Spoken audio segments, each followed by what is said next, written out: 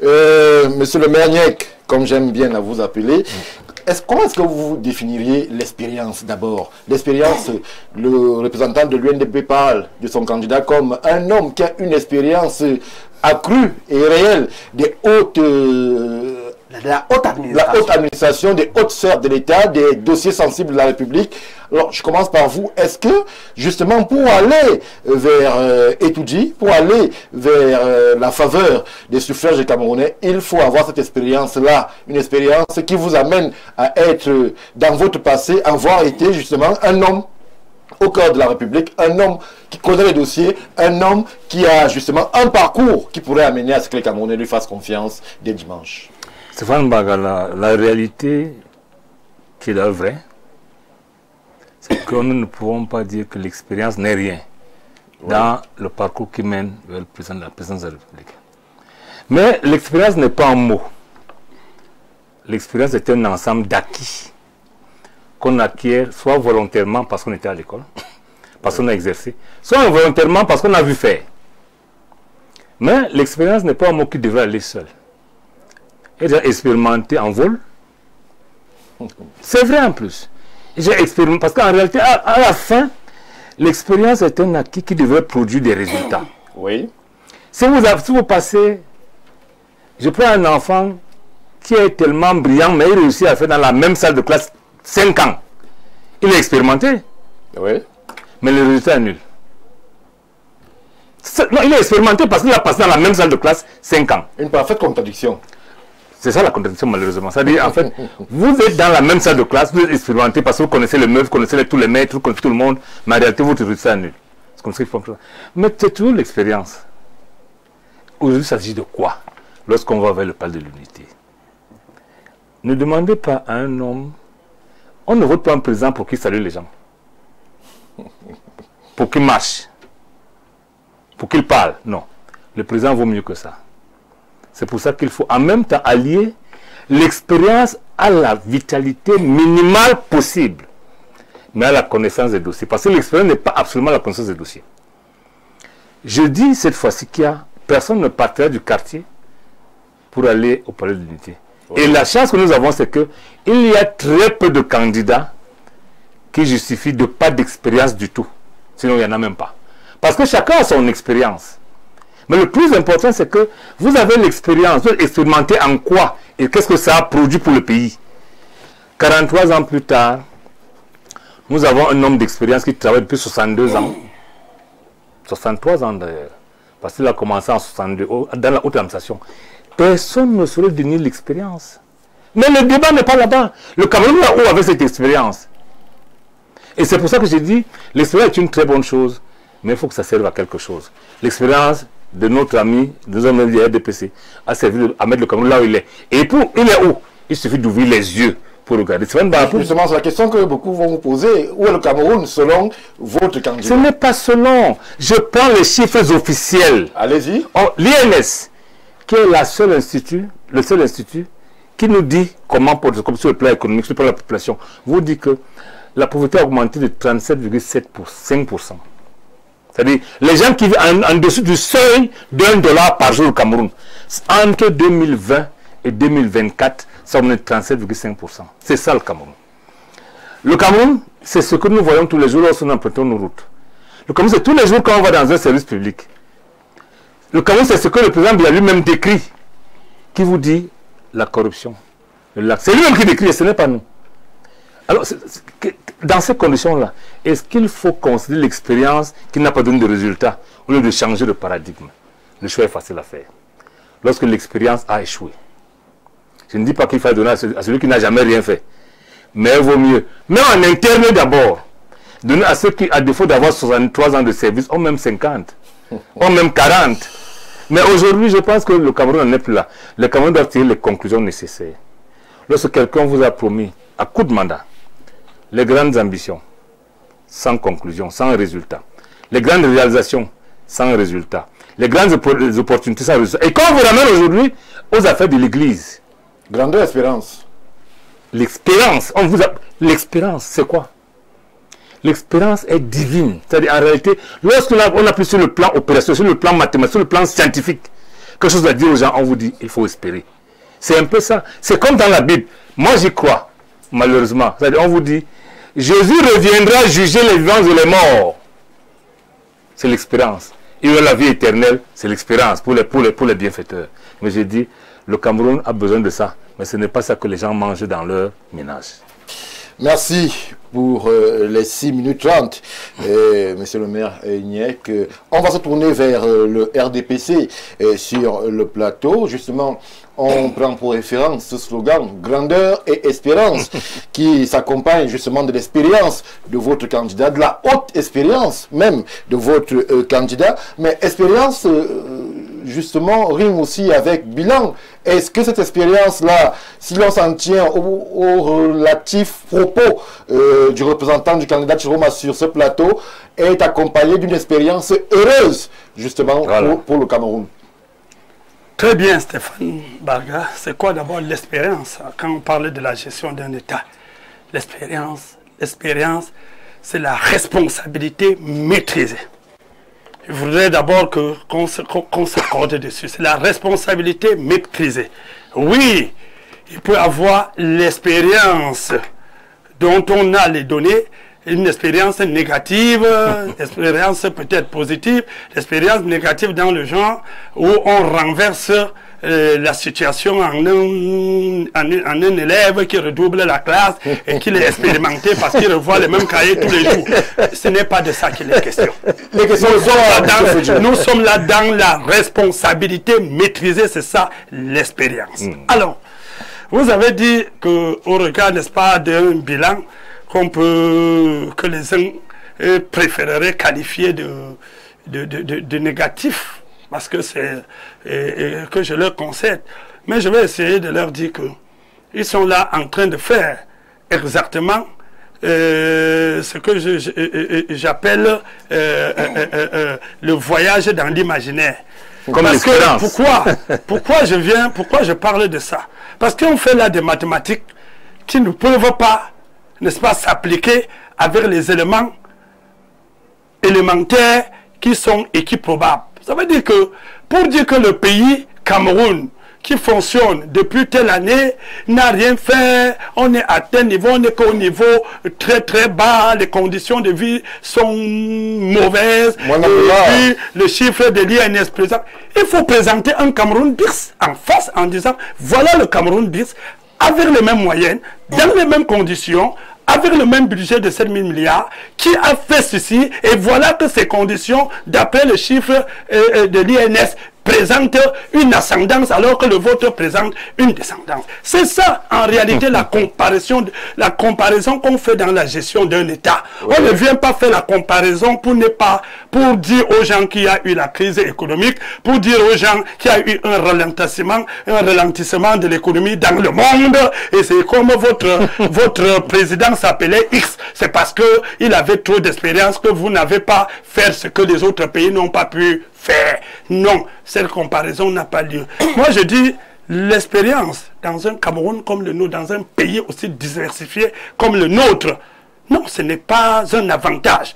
C'est une nécessité. C'est même une garantie de la stabilité. Je dirais même un gage de la gestion de l'État, de l'élection présidentielle que nous sommes là.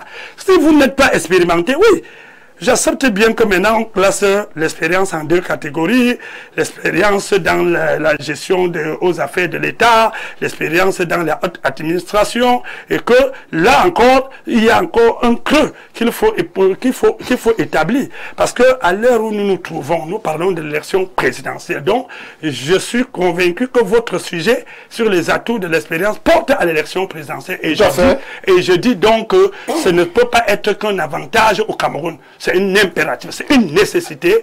Et c'est dans cette expérience, et quand vous avez l'expérience, que vous avez la capacité de prendre la maîtrise des institutions républicaines, les législatives, les exécutifs, les judiciaires. C'est dans cette expérience-là que vous avez une influence même diplomatique et que vous pouvez prendre des décisions sérieuses et imposantes sur le plan diplomatique, militaire et même politique. Je reste avec vous, Benoît Fodjo, pour les 4 minutes qui vous restent pour l'instant. Alors, est-ce qu'on pourrait encore, justement, lorsqu'on se réfère au slogan slogan de campagne qui est le vôtre, vous parlez de grandeur, vous parlez d'espérance.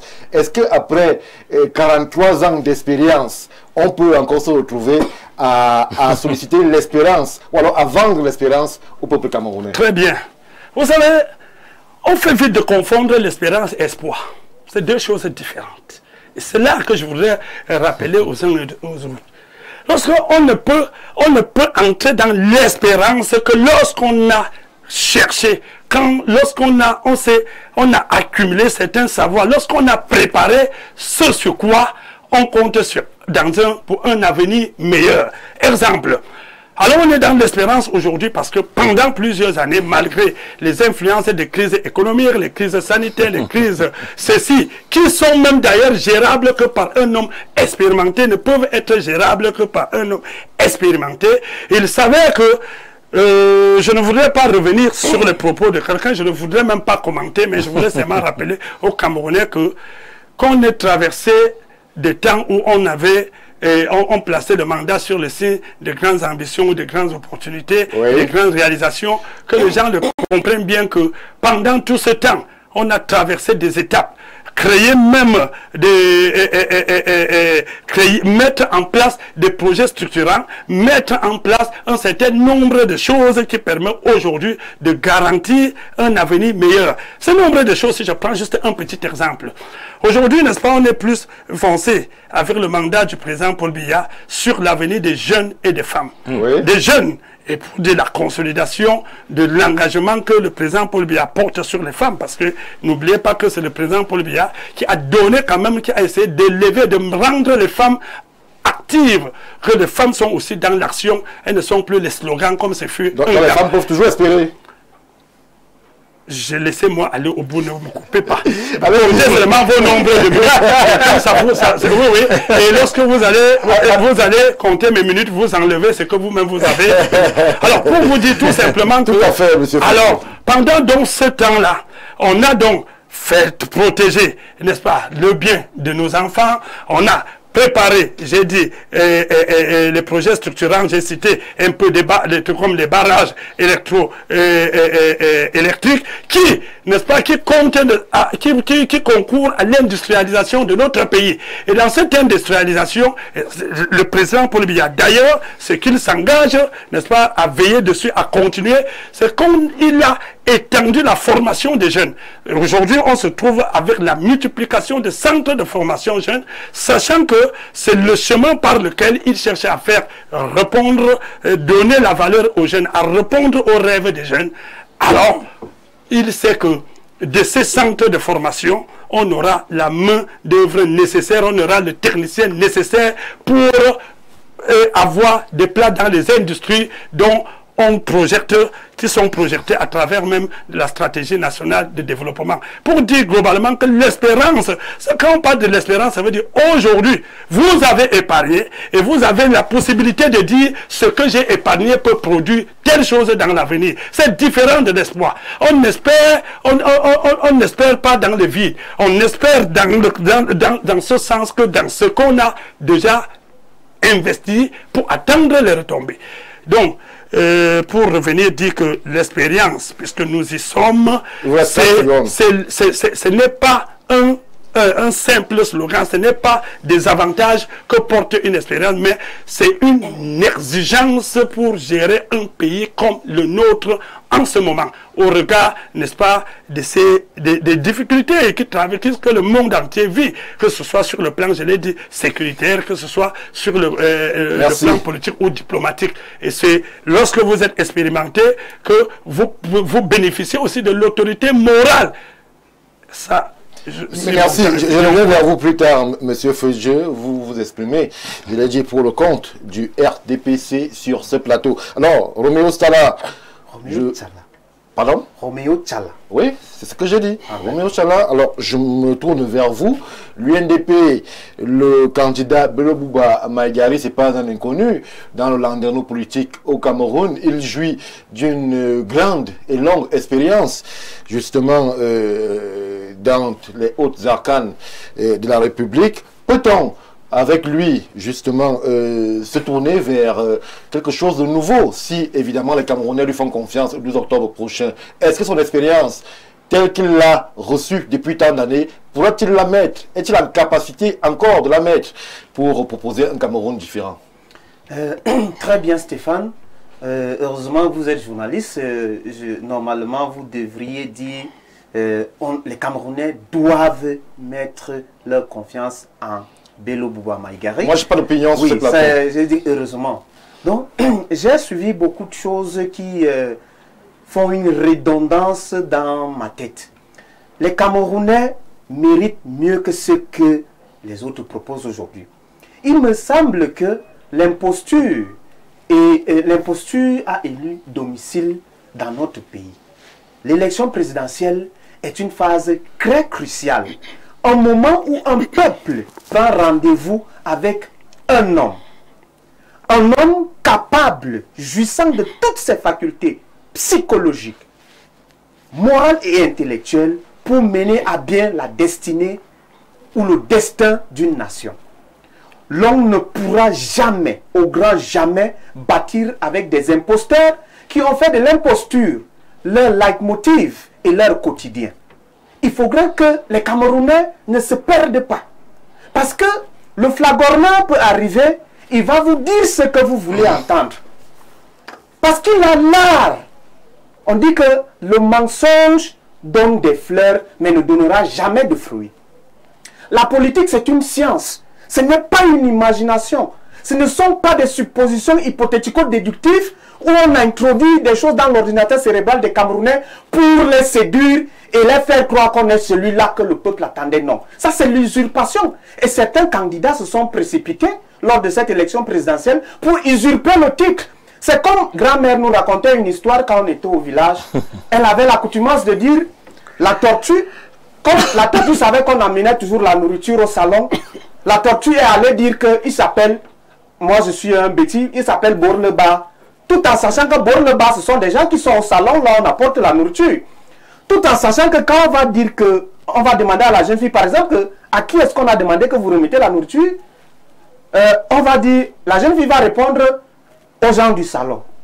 Et il y a donc cette imposture-là, des candidats qui se sont précipités pour s'auto-proclamer candidat d'une coalition illusoire. Ce qui est une esbrouffe politique est une escroquerie morale. Je pense que de tels actes devaient être punis par les Camerounais qui ne sont pas dupes. Les Camerounais ne sont pas dupes. Les Camerounais sont assez matures.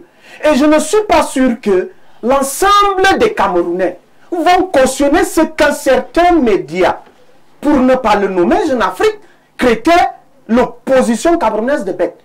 Les Camerounais ne sont pas bêtes. Alors un imposteur qui a roulé sa bosse dans l'imposture et dans une communication à outrance veut prétendre gouverner notre pays, je ne pense pas que ce soit possible.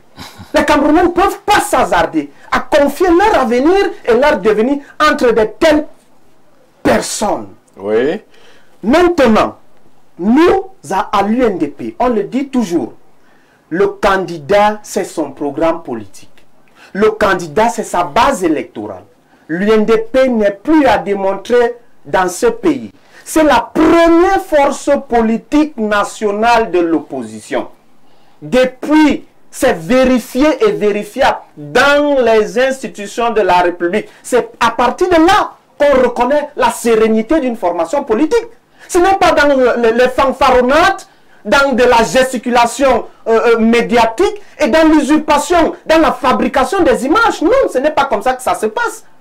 Et ceux-là qui font ce genre de choses savent que les gens qui sont dépourvus de bon sens se laissent emporter par l'émotion, ce qui n'est pas bien. Il y a un candidat qui, en 2018, disait que les gens ont la boulimie du pouvoir. Il semblerait que ce même candidat a cette boulimie-là. Et cette boulimie le fait rêver. Et il se croit peut-être déjà dans l'imaginaire qu'il pourra gagner une élection présidentielle. Ce n'est pas comme ça que ça se passe. Nous avons un programme politique, d'ailleurs, le meilleur. Je mets quiconque à défi. Même le RDPC n'a pas un meilleur programme politique comme l'UNDP. L'UNDP a le meilleur programme politique chiffré et détaillé. Ce programme politique qui amènera le Cameroun à la destination d'une émergence à l'horizon 2032. Ça veut dire 2032, Oui. nous avons un programme bien détaillé. Déjà, le président Bello Bouba Maïgari a souligné 10 premiers points ou bien 6 premiers points. C'est vrai qu'il vous reste 48 secondes pour ce premier tour. Pour ce premier tour. Il a axé son champ d'action sur 6 grands points. Il va commencer par la réconciliation nationale qui sera axée sur 2 points. Le premier point, c'est la résolution définitive de la crise anglophone. Alors, Roméo Sala, Permettez que je... Non, je ne vous permets pas. Le temps de parole sur ce plateau est bien reparti. Okay. Il ne faudrait pas que on ait l'impression qu'il y ait des entités qui sont lésées. C'est 7 minutes. Vous avez pu le constater à chaque intervenant.